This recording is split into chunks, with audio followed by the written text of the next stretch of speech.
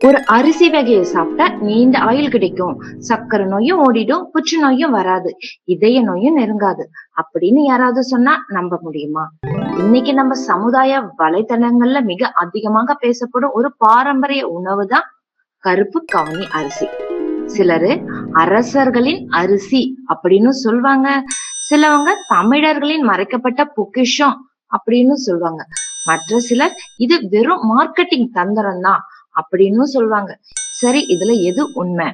கருப்பு கவனி அரிசி உண்மையில என்ன? ஏன் இதனுடைய விலை மட்டும் சாதாரணமான அரிசியை விட பல மடங்கு அதிகமா இருக்கு? இதனுடைய வரலாறு என்ன? இதுல என்ன சத்துக்கள் இருக்கு? யார் இதை சாப்பிட வேண்டும், யார் இதை தவிர்க்க வேண்டும், அனைத்துமே அறிவியல் ஆதாரங்களோட இன்னைக்கு பார்க்கலாம் வாங்க.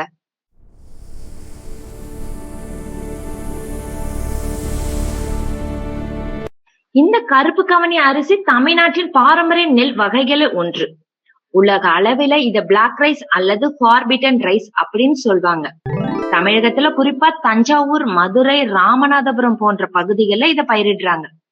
இந்த அரிசியின் தனித்துவம் அப்படின்னு என்னன்னு கேட்டீங்கன்னா, வெள்ளத்தோல்ல இருக்கிற அந்த கருப்பு ஊதா நிறம் தான்.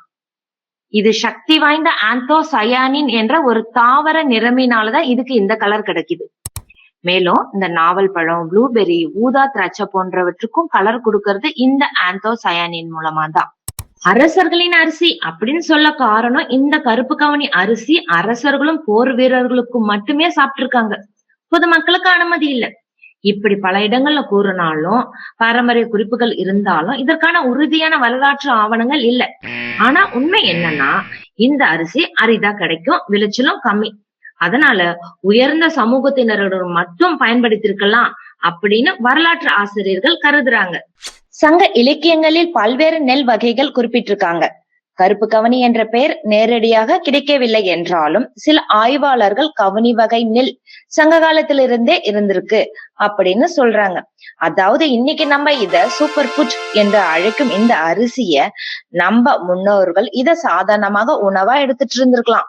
சரி, ஏன் இந்த அரிசி அழிந்து போக தொடங்கியது அப்படின்னு பார்த்தோன்னா, 1960 பசுமை புரட்சி வந்த போது அதிக விளைச்சல் தரக்கூடிய நெல் வகைகளை அறிமுகப்படுத்தியிருக்காங்க.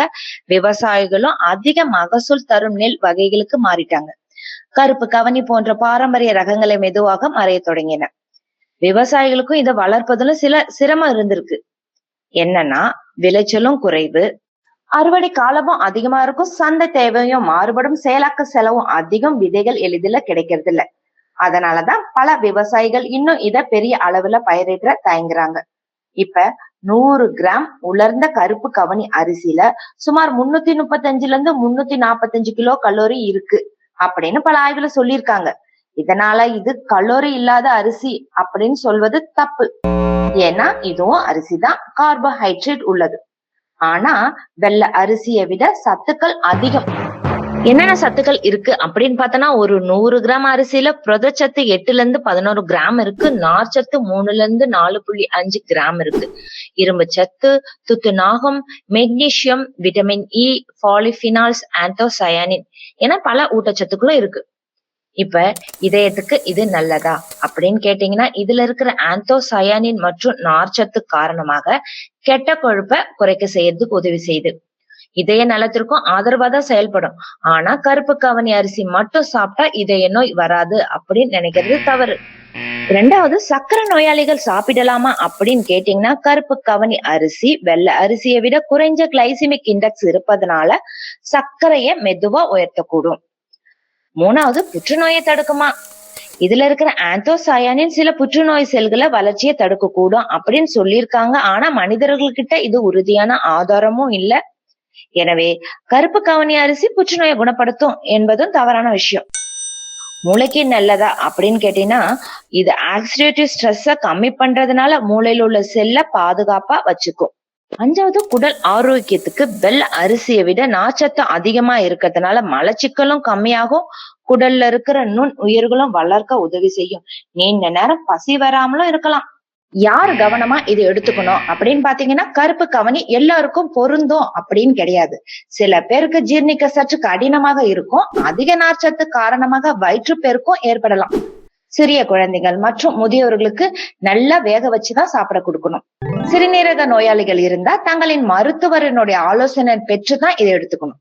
சரி, இதை எப்படி சாப்பிடலாம் அப்படின்னு பார்த்தோம்னா, சாதமா, கஞ்சி, இட்லி, தோசை, புட்டு, கவுனி அரிசி பாயாசம்.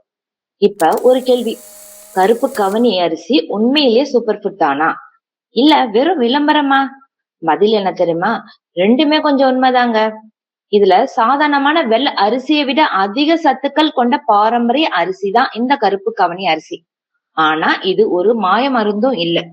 சர்க்கரை நோயை முழுமையாவும் குணப்படுத்தாது, புற்றுநோயை அழிக்காது, 100 வயது வரை வாழ வைக்கவும் முடியாது. ஆனா நம்ம முன்னோர்களுடைய பாரம்பரிய உணவு முறையை மீண்டும் நினைவூட்டும் ஒரு மதிப்புமிக்க தானியம் என்பதில் சந்தேகம் இல்லை.